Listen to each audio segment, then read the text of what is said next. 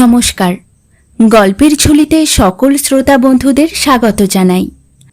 আজ আপনাদের জন্য গল্পের ঝুলিতে রয়েছে বিভূতিভূষণ বন্দ্যোপাধ্যায়ের লেখা বাক্সবদল। গল্পটি ভালো লাগলে একটা লাইক এবং কমেন্টে জানানোর অনুরোধ রইল। আর চ্যানেলে নতুন হয়ে থাকলে আরও গল্প শোনার জন্য চ্যানেলটি সাবস্ক্রাইব করতে কিন্তু ভুলবেন না। তাহলে চলুন শুনে নেওয়া যাক আজকের গল্প। প্রতুলের বাবার যা কাণ্ড, তার ব্যস্ততার জন্যে সব মাটি। আজ তার রওনা না হলে এমন কিছু ক্ষতি হতো না। সব স্কুল কলেজ কাল খুলবে, পুজোর ছুটির পরে। সারা ট্রেনে মোটর বাসে এই বলে লোক। প্রতুলের সে তাড়া নেই, তবে আজই এই ভীষণ ভিড় সহ্য করে জনতার চাপে উদ্ব্যস্ত হয়ে না গেলে কি চলতো না? হিল স্টেশন 23 মাইল রাস্তা। লোকে মোটঘাট ওঠাচ্ছে বাসের ছাদে। বাক্স, সুটকেস, বিছানা, হইচই গোলমাল। বেশিরভাগ কলেজের ছাত্র। তারা নর্থ বেঙ্গল এক্সপ্রেসে কলকাতা যাচ্ছে। প্রতুল যাবে আসাম মেলে বা ডাউন নর্থ বেঙ্গলে। বাস ছাড়ল।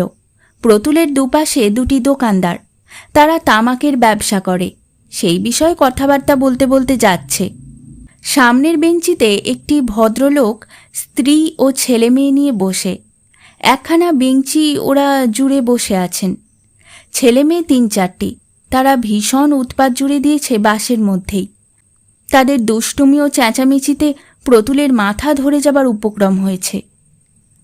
প্রতুল যেখানটিতে অতি কষ্টে একটু জায়গা করে নিয়েছে, ছোট ছেলেটা অনবরত সেখানে এসে প্রতুলের কোলের ওপর বসে বাইরের দিকে তাকিয়ে থাকতে চাইছে।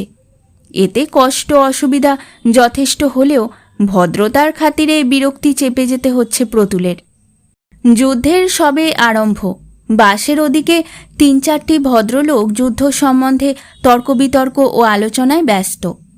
তাদের কথা শুনে প্রতুলের মনে হলো যুদ্ধ সম্পর্কিত পরিস্থিতি তাদের নখো দর্পণে। হিটলার বা চেম্বারলেন অপেক্ষাও তারা জিনিসটা ভালো বোঝেন, কারণ তর্কের মধ্যে উভয় পক্ষের ভুলভ্রান্তি তারা বিশদভাবে বিচার ও বিশ্লেষণ করে পরস্পরকে দেখিয়ে দিচ্ছেন। ড্রাইভারের ঠিক পেছনে বাসের সামনের দিকটাতে গোটাকতক রিজার্ভ সিট। দুটি মেয়ে সেখানে বসে। তাদের সঙ্গে একজন প্রৌঢ় ভদ্রলোক, সম্ভবত মেয়ে দুটির অভিভাবক। মেয়ে দুটির মধ্যে একটির বয়স 18-19 বছর, অন্য মেয়েটির বয়স 22-23 হবে। বয়সে ছোট যে মেয়েটি, সে দেখতে বেশ সুন্দরী। অন্যটির রং শ্যামবর্ণ। মুখশ্রীও খুব ভালো বলা চলে না, তবুও তার সারা দেহে কেমন এক ধরনের লাবণ্য মাখানো। প্রতুল 2-1বার অল্পক্ষণের জন্য চেয়ে দেখেছে। কয়েক মাইল পরে বালুরঘাট টাউনে এসে বাস দাঁড়ালো। এখানে একটি মেয়ে উঠল, পুরুষ যাত্রীও অনেকগুলি। একেই বাসে নেই স্থান, তার উপর এতগুলি যাত্রী কোথায় বসে? অনেক নবাগত যাত্রী অগত্যা দাঁড়িয়ে রইল। রিজার্ভ সিটে মেয়েটির জায়গা হয়ে গেল। এরই মধ্যে আবার একখানা ভিখিরি ভিক্ষে করতে আরম্ভ করেছে। সে উঠল বালুরঘাট থেকে 11.5 মাইল চলে এসে সদরডিহি বলে গ্রামে। রাজকাছারি আছে বলে এখানে বাস 10 মিনিট দাঁড়ায়।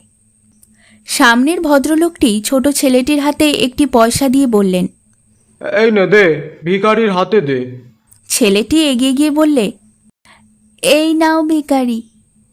ভদ্রলোক ধমক দিয়ে বললেন, ও কি, আমার বলতে নেই, ভিখারি বলতে নেই, ছি। কানা ভিখিরি পয়সাটা নিয়ে একগাল হেসে ওর দিকে চেয়ে বললে, পোলাপানের কথা, ওদের এখন জ্ঞান কি হয়েছে বাবু? খোকাবাবুর নাম কি? ও খোকাবাবু। বেজায় ধুলো উড়ে পেছন দিকটা আচ্ছন্ন করে ফেলেছে। প্রতুল ভাবছে বাসের ছাদে তার বিছানার পুঁটলিটার উপর 7 পুরু ধুলো জমে গেল এতক্ষণে। রাস্তাও যে ফুরোতে চায় না। বড় বড় মাঠের ওপর রাস্তা, মাঝে মাঝে বিল আর ধান ক্ষেত আর 2-1টা চাষা গাঁ। কার্তিক মাসের মাঝামাঝি, তেমন গরম নেই তাই নিস্তার। নইলে বাসে যা ভিড়, গরমে ভীষণ কষ্ট হতো। চলন্ত বাসেও গরম কাটত না। প্রতুল একবার মুখ বাড়িয়ে দেখলে স্টেশন চোখে পড়ে কিনা। বালুরঘাট থেকে যে মেয়েটি উঠেছে তার হাত থেকে একখানা বই হঠাৎ পড়ে গেল বাসের ঝাঁকুনিতে। কোনো একজনের পায়ে ঠোক্কর লেগে বইখানা বেঞ্চির ফাঁক দিয়ে গলে একেবারে এসে পড়ল প্রতুলের বেঞ্চির পায়ের কাছে। প্রতুল বইখানা নিচু হয়ে তুলে দেখলে কলেজ পাঠ্য ইংরেজি বই, অ্যাট ভিক্টোরিয়ান পোয়েটস। ও সেখানা উঁচু করে তুলে ধরে মেয়েটির দৃষ্টি আকর্ষণ করে বললে, এই আপনার বইখানা পড়ে গিয়েছে, এই যে। হাতে হাতে বইখানা মেয়েটির হাতে গিয়ে পৌঁছল। প্রতুল এতক্ষণ ভালো করে লক্ষ্য করেনি বাসে যে কটি মেয়ে আছে সবচেয়ে এই মেয়েটি সুন্দরী, গায়ের রং ধপধপে ফর্সা, বয়স 20-র বেশি নয়, এখনো বিয়ে হয়নি, কলেজের ছাত্রী তা তো বোঝাই গেল। কোন কলেজে পড়ে? নাম কি মেয়েটির? বালুরঘাটে কার মেয়ে? হিলি হিলি। বড় বড় টিনের চালা ও শিরিষ গাছের সারি দেখা দিয়েছে। হিলির বাজার, স্টেশনের সিগন্যাল দেখা যাচ্ছে। ওরে নে, জুতো পরে নে সব, হিলি এসেছে। হ্যাঁ গা, সেই পানের কৌটোটা কোথায়? দেখো দেখো, বেঞ্চি তলায় পড়ে গিয়েছে। বস না চুপ করে, গাড়ি দেখবি তো, স্টেশন আসুক। এই কটা জিনিস গুনে নাও, 1 2 3 4। গাড়ির ছাদে আছে আসাম মেলের ডাউন দিয়েছে। হুড়মুড় করে যাত্রীরা সব নামতে আরম্ভ করেছে। বাসের ছাদ থেকে কন্ডাক্টর মাল নামিয়ে কুলিদের মাথায় চাপাচ্ছে। গোলমাল সেখানটাতে যেমন, ভিড়ও তেমনই। আরে আরে, ওই লাল সুটকেসটা, ওই যে গামছা বাঁধা, দাও, নামিয়ে দাও, নামিয়ে দাও। আসাম মেল এসে দাঁড়ালো। যাত্রীর দল মোটঘাট নিয়ে ঊর্ধ্বশ্বাসে ছুটছে। প্রতুলের মোটে একটা টিনের সুটকেস আর একটা বিছানা, তত ভারীও নয়। নিজেই সেটা হাতে করে ছুটল টিকিট ঘরের দিকে। কুলির হাতে দিলেই এক্ষুনি আবার 4টে পয়সা। আসাম মেলে তত ভিড় ছিল না, কিন্তু পার্বতীপুর থেকে যে শিলং মেল ছাড়ল সেটা আসছে লখনৌ বা কানপুর থেকে। হিন্দুস্থানি যাত্রীরা আসামের দিকে চলেছে শীতকালের প্রথমে বিভিন্ন চা বাগানে কাজ করতে। তাদের ভিড়ে দাঁড়াবার জায়গা পর্যন্ত নেই ট্রেনে। রঙ্গিয়া জংশনে ভোরবেলা ট্রেন পৌঁছল। এখান থেকে 16 মাইল দূরে ভাটখালি চা বাগান। প্রতুল ডাক্তারি করে, বছরখানেক এই চাকরিটাতে ঢুকেছে। ফ্রি কোয়ার্টার দিয়েছে চা বাগান থেকে, জিনিসপত্র সস্তা, একরকম চলে যাচ্ছে। রঙ্গিয়ায় নেমে আবার মোটর বাস। বাগানের 2 মাইল তফাত দিয়ে রাঙাপাড়া রোড দিয়ে বাস চলে গেল। এইটুকু পথ একজন কুলির মাথায় সুটকেসটা চাপিয়ে বেলা 9:30 আন্দাজ প্রতুল চা বাগানে নিজের কোয়ার্টারে এসে উঠল। বড় নির্জন জায়গা, দূরে অনুচ্চ নীল পাহাড় মেঘের মতো দেখা যায়। একদিকে খুব বড় একটা জলা, নলখাগড়া বনে ঘেরা। হেমন্তের সকালবেলা একটা আর্দ্র অপ্রীতিকর বাষ্প যেন উঠছে জলাটা থেকে। ম্যালেরিয়া ও কালাজ্বরের ডিপো এই চা বাগানগুলো। প্রতুল নিজেও কয়েকবার ম্যালেরিয়ায় পড়েছে এখানে সে পর্যন্ত। ডাক্তারখানায় আসামি কম্পাউন্ডার শিবনাথ ভট্টাচার্য একাধারে ডাক্তারখানার কম্পাউন্ডার ও প্রতুলের পাচক। প্রতুল নিজে রাঁধতে জানেও না, ও কাজ তার পোষায়ও না, সুতরাং শিবনাথকে খোরাকি দিয়েও রাখতে হয়েছে। ডাক্তারখানার চাকর ছুটে এলো ডাক্তারবাবুকে দেখে। প্রতুল তাকে জিজ্ঞেস করে জানলে শিবনাথ তার বাড়ি গিয়েছে 2 দিনের ছুটি নিয়ে, পরশু আসবে। শুধু বাবার তাড়াতাড়িতে আজ আসতে হলো প্রতুলের, নয়তো পরশুই তো সে আসতো। ডাক্তারখানার চাকরকে বললে, ওরে ভীম, তুই জল তুলে দে আমায়, নাইবার আর রান্না করবার জন্য। যখন কষ্ট পেতে হবে 2 দিন, তাড়াতাড়ি যা। কোনো কেস ছিল এ কদিন? ছিল না? চাবিটা নিয়ে গিয়ে ডাক্তারখানা ঝাড় দিয়ে রাখগে। স্নানের পূর্বে সুটকেস খুলতে গিয়ে সে দেখলে সুটকেসের গায়ে অন্য কি একটা তালা লাগানো, তার চাবি নেই ওর কাছে। আহ, কি বিপদ! এ ঠিক তার বোন কমলার কাজ। সেই কাল আসবার সময়ে বাক্স গুছিয়ে দিয়েছিল, কিসের তালা কিসে লাগিয়ে বসে আছে। অনেক কষ্ট করে লোহার সরু শিক দিয়ে চার দিতেই তালাটা খুলে গেল। সুটকেসের ডালাটা তুলে নিজের ধুতি গামছা বার করতে গিয়ে সে বিস্ময়ে কাঠ হয়ে দাঁড়িয়ে রইল সুটকেসের ভিতরটাতে চেয়ে। এ কার জিনিসপত্র? শাড়ি কিসের?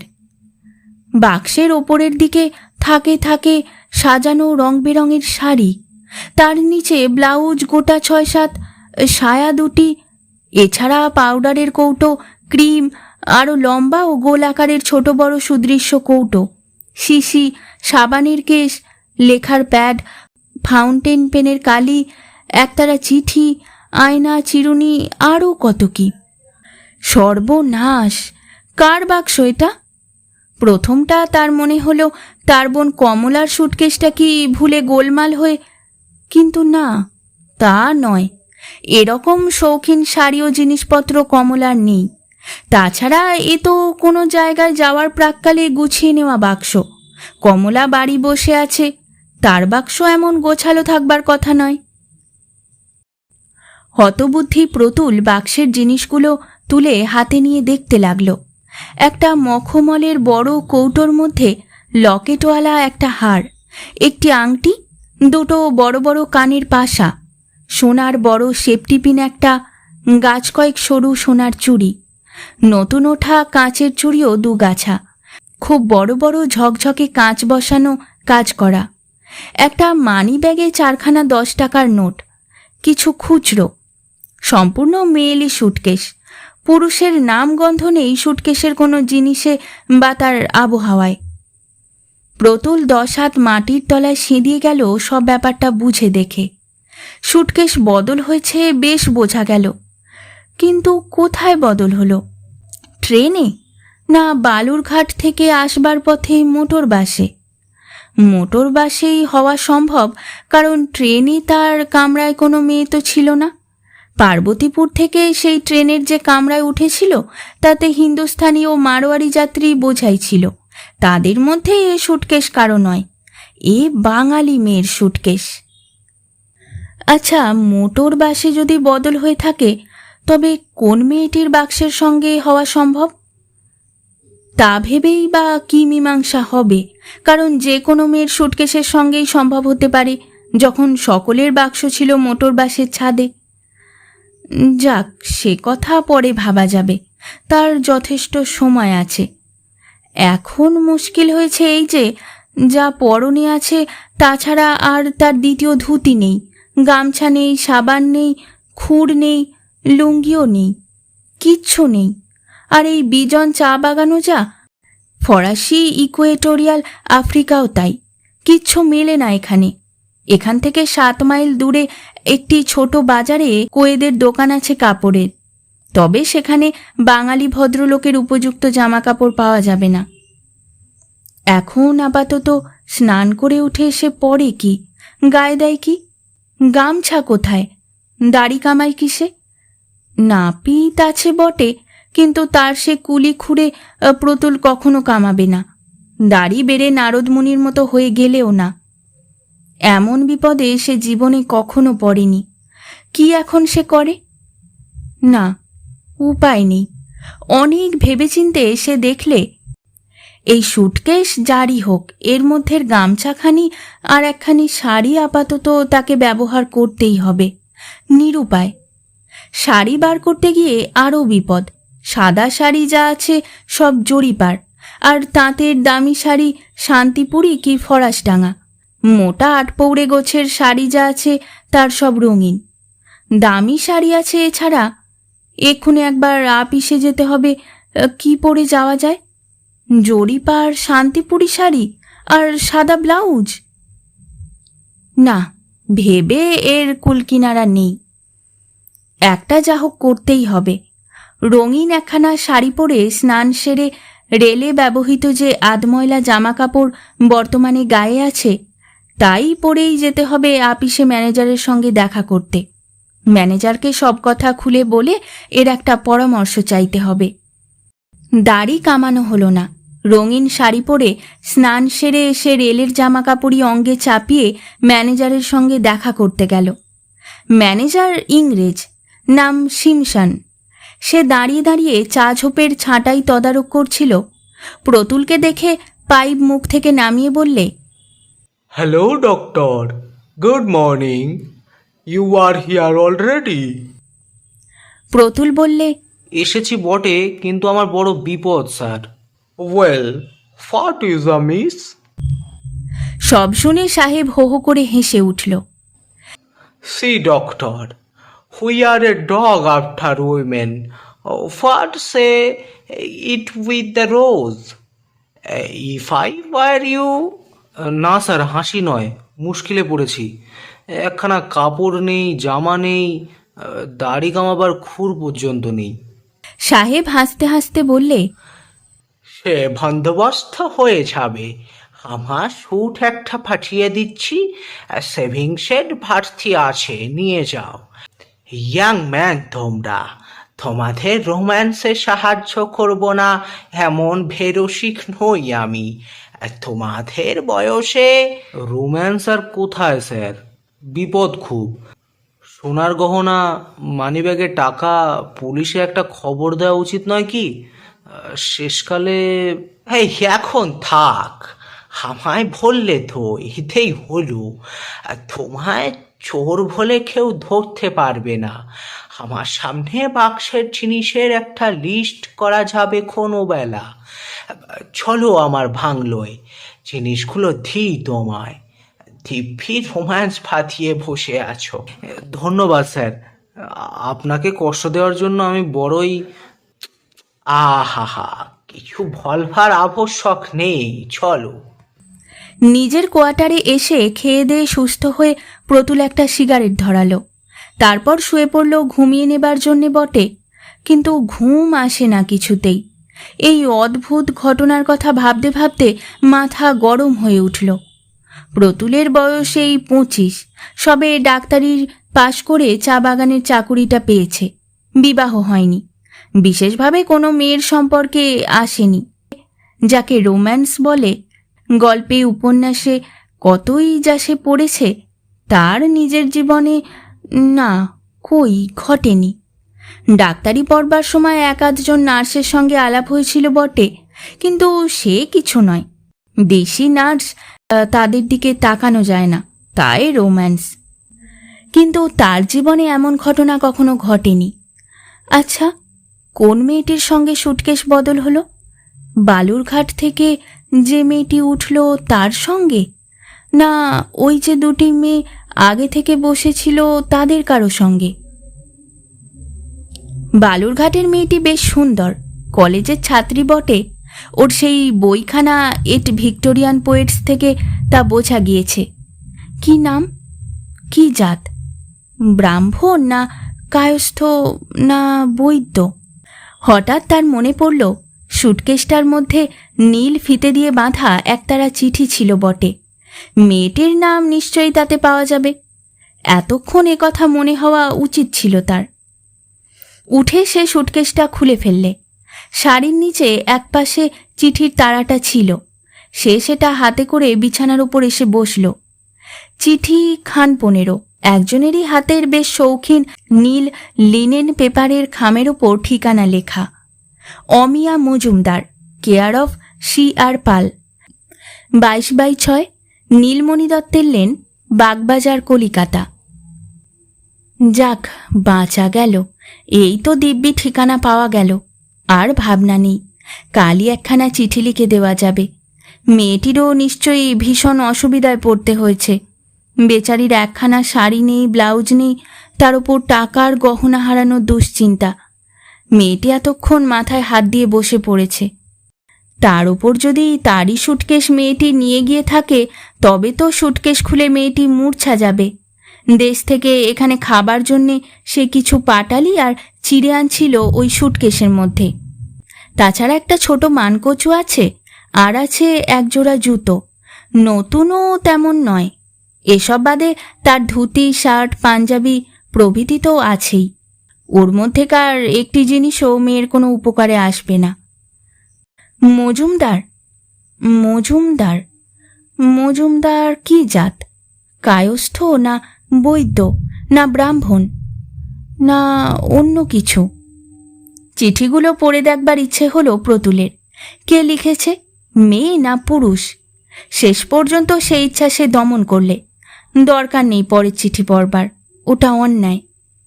সারা দিনরাত কেটে গেল বটে, কিন্তু প্রতুলের মন থেকে মেয়েটির চিন্তা কিছুতেই যেতে চায় না। যত সে অন্যদিকে মন দেবার চেষ্টা করে, ততই সেই একই চিন্তা, সেই বালুরঘাটের মেয়ে, তার সুটকেস। পরদিন সে মেয়েটিকে একখানা চিঠি দিলে।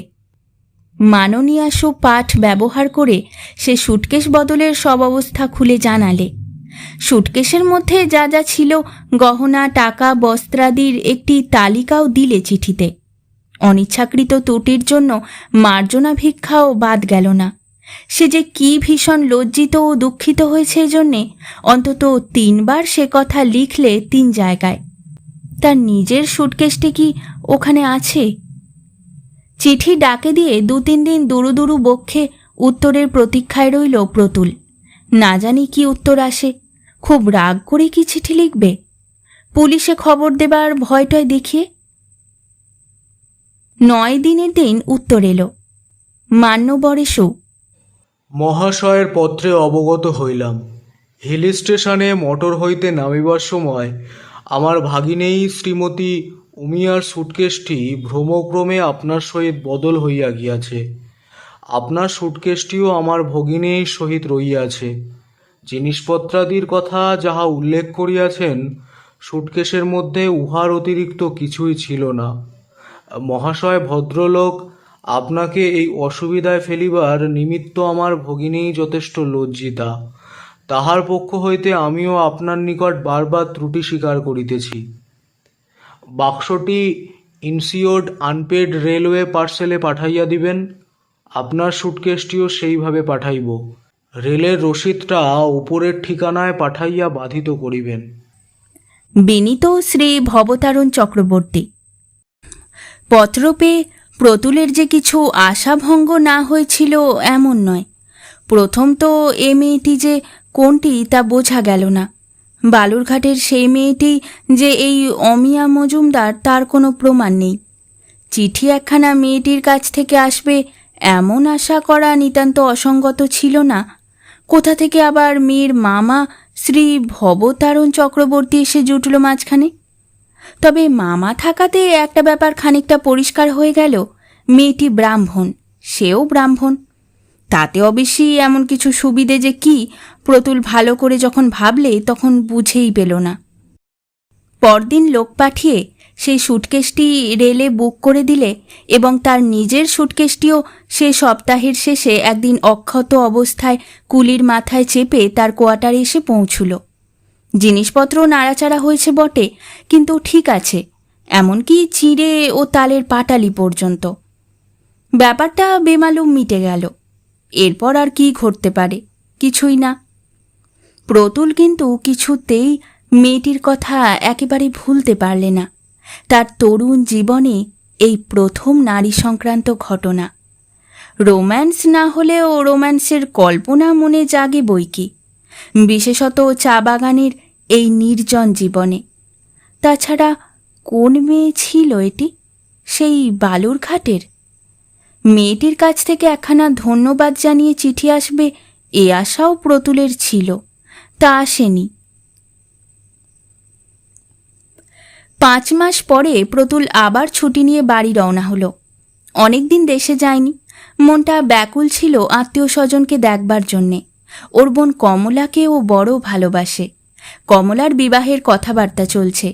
সামনের বৈশাখেই বোধহয় বিয়ে হয়েও যাবে। তার আগে কমলাকে নিজের মধ্যে আপনভাবে দিনকতক পেতে চায়। সেজন্যে আরও বিশেষ করে বাড়ি যাওয়া দরকার। হিল স্টেশনে নেমে বাসে থাকতে হলো। একখানি আপ ট্রেন এলে তারও যাত্রী নিয়ে তবে মোটর বাস ছাড়বে। প্ল্যাটফর্মে কিছুক্ষণ পায়চারি করতে করতে কলকাতার ট্রেন এসে পৌঁছল। যাত্রীর ভিড় তেমন ছিল না, কয়েকটি মাত্র লোক ট্রেন থেকে নামল। হঠাৎ প্রতুল থমকে দাঁড়ালো। বালুরঘাটের সেই তরুণী কলেজের ছাত্রীটি একা ট্রেন থেকে নামছে। ওর হাতের দিকে চেয়ে কিন্তু সে চোখে অন্ধকার দেখলে কিছুক্ষণের জন্যে। ট্রেনের দরজা থেকে কুলি যে সুটকেসটাকে মাথায় চাপিয়ে নিলে মেয়েটির, সেটি তার অত্যন্ত পরিচিত সেই সুটকেসটি নয়। সেটি ছিল টিনের, আর এটি চামড়ার বড় একটা সুটকেস। মোটর বাস ছাড়বার সময় নেই বেশি। প্ল্যাটফর্মে নেমে মেয়েটি একবার চারিদিকে চেয়ে দেখলে, যেন একটু হতাশ হয়ে পড়ল। মোটর বাসে উঠবার সময় প্রতুল শুনলে মেয়েটি কন্ডাক্টরকে বললে, বালুরঘাটের সাব ডেপুটি বাবুর বাড়ি থেকে কোনো লোক আসেনি?" কন্ডাক্টর বললে, डेपुटी साहब नहीं माँ जी, अब उठिए, हर्ष क्या बालूरघाट में उतार देगा। বাস চলছে। মেয়েটির প্রতি ঔদাসীন্য এসে গিয়েছে প্রতুলের। সে অন্যদিকে চেয়ে আছে, অন্য কথা ভাবছে। বাক্সের অদল বদল হয়েছিল বলেই তার মন বালুরঘাটের মেয়েটির প্রতি আগ্রহান্বিত হয়ে উঠেছিল। মেয়েটি সুন্দরী বলে নয়, সুন্দরী মেয়ে সে অনেক দেখেছে। এমন একটা ঘটনা ঘটেছিল যে মেয়ের সম্পর্কে তার প্রতি মন আকৃষ্ট হওয়া খুবই স্বাভাবিক। প্রতুল কেন, সকলেরই হয়, আরও বেশি করে হয় এর ওপরেও যদি মেয়েটি সুন্দরীর পর্যায়ে পড়ে। কিন্তু এ যখন সে মেয়ে নয়, প্রতুলর সুটকেস দেখেই তা যখন বুঝলে, সেই মুহূর্তে প্রতুলের মন থেকে মেয়েটি একদম মুছে গিয়েছে। যাকে নিয়ে তার মন নিভৃতে কত স্বপ্নজাল বুনেছিল একসময় ভাটিখালি চা বাগানের বনানী বেষ্টিত নির্জন বাংলোতে, এ সে মেয়ে নয়। যাত্রীদের ভিড় বেশি নেই, ভদ্রলোকও নেই সে আর মেয়েটি ছাড়া। ড্রাইভারের ঠিক পিছনে রেলিং দিয়ে অন্য যাত্রীদের বসবার জায়গা থেকে পৃথক করা রিজার্ভ সিটে মেয়েটি বসে আছে। প্রতুল তার ঠিক পিছনের লম্বালম্বিভাবে পাতা বেঞ্চির প্রথমেই বসেছে, রিজার্ভ সিটের পিতলের গড়াদে ঠেস দিয়ে। একটা ছোট বাজারে বাস দাঁড়ালো, দু একজন যাত্রী ওঠানামা করল। প্রতুল লক্ষ্য করলে মেয়েটি তার দিকে চেয়ে চেয়ে দেখছে। কি যেন বলবার আছে ওর, কিন্তু বলতে বাধো বাধো ঠেকছে। ভাবটা এই রকম, কি বলবার থাকতে পারে মেয়েটির? সে কি এগিয়ে গিয়ে মেয়েটির সঙ্গে কথা কইবে? মোটর বাস ছাড়বার কিছুক্ষণ পূর্বে মেয়েটি ওর দিকে ফিরে বললে, "আপনি কি বালুরঘাট যাবেন?" প্রতুল চমকে উঠে বললে, বালুরঘাট? হ্যাঁ, তা বালুরঘাট কেন বলুন তো? প্রতুলের উত্তর দেওয়ার ধরন ও অবস্থা দেখে তরুণীর সুন্দর মুখে হাসির অতি ক্ষীণ অস্পষ্ট রেখা ঈষৎ ফুটে উঠেই মিলিয়ে গেল। সে বললে, "দেখুন, আমি বড় মুশকিলে পড়ে গেছি। রাত হয়ে গেল। বালুরঘাটে আমার কাকা গভর্নমেন্ট অফিসার। বাসা থেকে লোক আসবার কথা আছে নর্থ বেঙ্গলের সময়। আমি একটা ট্রেন আগে এসে পড়েছি। কি করে বাসায় যাব এবার? তাছাড়া আপনি যদি আগে নেমে যান তবে গাড়িতে আর দ্বিতীয় ভদ্রলোক নেই। এই অন্ধকার রাত, এ পথে ভয়ও তো আছে জানি।" মেয়েটি যেন অসহায়ভাবে ওর মুখের দিকে চাইলে। প্রতুল লাফিয়ে উঠল প্রায়, বললে, কোনো ভয় নেই, আমি আপনাকে পৌঁছে দেব বাড়ি। আমিও ওখানেই যাব, চলুন। মেয়েটি যেন সাহস ও আশ্বাস পেয়ে মনের বল ফিরিয়ে পেলে, কিন্তু মুখে বললে, আপনাকে সে বড় কষ্ট দেওয়া হবে। আপনি বালুরঘাটে নেমে দয়া করে আমাকে একখানা গাড়িতে তুলে..." কিছু না, আপনি সেজন্য কিছু মনে করবেন না। কার বাসায় যাবেন আপনি? "আমার কাকা ওখানকার সাব ডেপুটি, সুধাংশু কুমার মজুমদার।" প্রতুলের বুকের মধ্যে হঠাৎ যেন দুলে উঠল। যে কথাটা ভুলেছিল এতক্ষণ, সেটা আবার ওর মনে সাড়া জাগালো। একটা কথা বলবো? যদি কিছু মনে না করেন, আপনার নামটি কি জিজ্ঞেস করতে পারি কি? "আগে আমার নাম অমিয়া মজুমদার।" প্রতুলের মাথা ঘুরে উঠল। বাস, লোকজন, গাছপালা, পৃথিবী, আকাশ বাতাস দুলে উঠল, যেন বিরাট একটা ভূমিকম্প। অমিয়া মজুমদার, অমিয়া মজুমদার। অতি কষ্টে নিজেকে সামলে বললে, আর একটা কথা বলবো, কিছু যদি মনে না করেন। আপনার সঙ্গেই আমার সুটকেসটা বদল হয়ে গিয়েছিল গত পুজোর ছুটির সময়। আমারই নাম প্রতুল ভট্টাচার্য। আমি ভাটিখালি চা বাগানে থাকি, ডাক্তার। মেয়েটির ডাগর চোখে বিস্ময় ও কৌতূহলের দৃষ্টি ফুটে উঠল। অল্পক্ষণ চুপ করে ওর দিকে চেয়ে থেকে বলল, "ও, আপনি প্রতুল বাবু? আপনাকে আমি চিনি।" আমাকে? আমাকে চেনেন কিভাবে? ওই সেবার বাসে আমার একখানা বই পড়ে যাওয়াতে আপনি আমায় কুড়িয়ে দিয়েছিলেন না? প্রতুল হেসে বললে, হ্যাঁ, ঠিক বটে, মনে পড়েছে। কিন্তু বাক্স বদলের চেনাটা বড় বেশি রকম করে চেনা নয় কি? ওহ, কি কষ্ট দিয়েছিলাম আপনাকে, মনে থাকবে চিরকাল।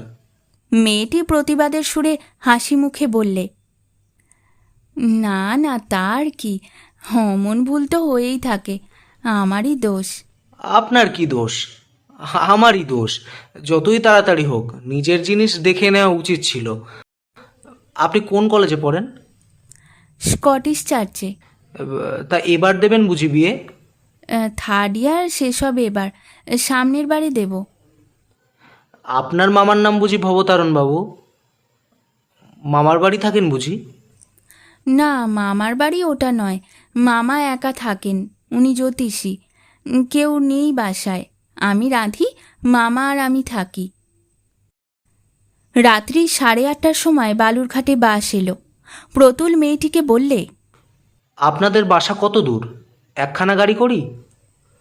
মেয়েটি বললে, গাড়ি করতে হবে না, ওই কুলির মাথায় দিয়ে চলুন যাই, ওই মোড় ঘুরলে 3 মিনিটের পথ।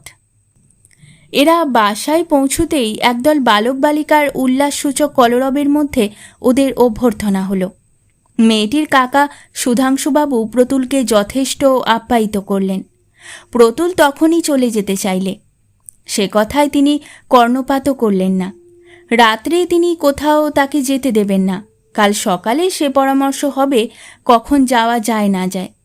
আপাতত হাত মুখ ধুয়ে বিশ্রাম করে একটু চা খেলে কৃতার্থ হবেন। ইতিমধ্যে বাড়ির মধ্যে মেয়েটির দ্বারাই রাষ্ট্র হয়ে গেল যে এই সেই লোক যার সঙ্গে তার বাক্স বদল হয়েছিল। এতক্ষণ পর্যন্ত প্রতুল ছিল মাত্র জনৈক সহৃদয় পথিক ভদ্রলোক, যিনি তাদের অমিয়াকে একা আসতে দেখে দয়া করে তাকে বাসায় পৌঁছে দেবার কষ্ট স্বীকার করেছেন। কিন্তু এ কথা প্রকাশ হবার পরে প্রতুল বাসা শুদ্ধ সকলের নতুনতর কৌতূহল ও প্রশংসার কেন্দ্র হয়ে উঠল। মেয়েটির কাকা বাড়ির মধ্যে থেকে এ কথা শুনে এসে তাকে বললেন, আপনার সম্বন্ধে যে কথা শুনলুম অমির মুখে, তাতে আপনাকে আর সাধারণ ভদ্রলোক বলে ভাবতে পারিনে তো। আপনি অতি মহৎ লোক। এভাবে যে আপনার সঙ্গে আলাপ হয়ে যাবে এ ধারণার অতীত। বেশি কিছু আমি আপনার সম্বন্ধে বলবো না, তবে এইটুকু বলছি যে আমরা বাসার সকলেই আপনাকে পরমাত্মীয় বলে গণ্য করি প্রতুলবাবু। অমিও বাড়ির মধ্যে ওর কাকিমার কাছে বলছিল আপনার সম্বন্ধে ওর যথেষ্ট উঁচু ধারণা। প্রতুলের মুখ লজ্জায় ও সংকোচে লাল হয়ে উঠল, বিশেষ করে সুধাংশুবাবুর এই শেষের দিকের উক্তিতে। একটু পরে চা ও খাবারের রেকাবি হাতে মেয়েটি বাইরের ঘরে ঢুকে প্রতুলের সামনে টেবিলের ওপর সেগুলো রেখে বললে, হাত মুখ ধুয়েছেন, একটু চা খেয়ে নিন। সুধাংশুবাবুর হঠাৎ কি একটা কাজের কথা মনে পড়ে যাওয়াতে তিনি বললেন, অমি, তুই এখানে বস একটু, ওকে আর এক পেয়ালা চা এনে দিস। আসছি আমি আধ ঘন্টার মধ্যে। সুধাংশুবাবুকে আর বাইরের ঘরে দেখা গেল না। প্রতুল ইতিমধ্যে মেয়েটির সম্বন্ধে অনেক কথা জেনে ফেললে। ওর বাবা মানেই অনেক দিন মারা গেছেন, কাকা মানুষ করছেন বহুদিন থেকে। আইএতে মেয়েটি 20 টাকা স্কলারশিপ পেয়েছিল, কলেজে ও ফাইন আর্টস সোসাইটির সেক্রেটারি। কলেজে গানের প্রতিযোগিতায় প্রথম হয়ে মেডেল পেয়েছে এবছর। কলেজ ম্যাগাজিনে ওর লেখা ছোট গল্প বেরিয়েছে। বিএ পাশ করে ও নিশ্চয়ই এমএ পড়বে, ইত্যাদি ইত্যাদি। মেয়েটি সরাসরিভাবে এসব সংবাদ প্রতুলকে বলেনি। প্রতুলের প্রশ্নে কতকটা নিজে থেকে ঘুরিয়ে ফিরিয়ে এমনভাবে বলেছিল যে প্রতুলের তথ্যগুলি অজ্ঞাত রইল না আধ ঘন্টার সময় শেষ হবার পূর্বেই। সুধাংশুবাবু পুনরায় বাইরের ঘরে ঢুকতেই অমিয়া উঠে চলে গেল। পরদিন সকালে উঠে প্রতুল যাবার উদ্যোগ করতেই সুধাংশুবাবু ওকে জানালেন, বাড়ির মধ্যে বলছে এবেলা যাওয়া হবে না তার, খেয়ে দে ওবেলা ধীরে সুস্থে গেলেই চলবে। প্রতুলের সম্বন্ধেও সুধাংশুবাবু অনেক কথা জানলেন কথায় কথায়। সে এমবি পাশ করেছে 8 বছর, চা বাগানে চাকরি করে, 100 টাকা মাইনে। ওরা রাঢ়ী শ্রেণী ব্রাহ্মণ, বাবা মা বেঁচে আছেন, দেশে জায়গা জমি আছে, ইত্যাদি ইত্যাদি। বাঙালির সংসার, বাপ মা মরা বয়স্থা মেয়ে কাকার ঘাড়ে। পাত্র হিসাবে প্রতুল ভালোই, সম্মুখে শুভ বৈশাখ মাস, অতএব এরপরে আর খুব বেশি কিছু বলবার নেই, থাকবার কথাও নয়। ভাটিখালি চা বাগানের সেই কোয়ার্টারে প্রতুল একদিন তার তরুণী পত্নীকে ঠাট্টার সুরে বলেছিল, কি আর বাক্স বদল করবে? অমিয়া ক্রোধে ঘাড় বেঁকিয়ে উত্তর দিয়েছিল, আর বলো না, কি কষ্ট সেদিন আমার। কলেজে যাব, বাক্স খুলে দেখি ধুতি, গেঞ্জি, লুঙ্গি, শার্ট। মা গো, আমার চোখে জল এলো। কি পরি তখন বুঝিনে। বাড়িতে দ্বিতীয় মেয়ে মানুষ নেই, নিয়ে উঠে কি পরি তার ঠিক নেই। কি বিপদ গিয়েছে সেদিন আমার। আর বাক্স বদল হলো নাকি একজন গেঁয়ো লোকের সঙ্গে। বাক্সের মধ্যে আবার চিঁড়ে, গুড়, পুরনো তালি দেওয়া জুতো। উফ মা গো! হায় হায়, বাক্স বদল তো পদে আছে। সেই গেঁয়ো লোকটার সঙ্গে একদিন মালা বদল হয়ে যাবে, তা কি আর তখন জানতে? শেষ হলো আমাদের আজকের গল্প। গল্প পাঠে এবং মহিলা চরিত্রে আমি তৃষিতা, পুরুষ চরিত্রে শুভঙ্কর। গল্পটি ভালো লাগলে লাইক এবং শেয়ার করে দেবেন, আর চ্যানেলে নতুন হয়ে থাকলে পরের গল্পগুলি শোনার জন্য চ্যানেলটি সাবস্ক্রাইব করতে কিন্তু ভুলবেন না। খুব তাড়াতাড়ি নতুন একটি গল্প নিয়ে ফিরে আসব। সকলে ভালো থাকুন, শুনতে থাকুন গল্পের ঝুলি।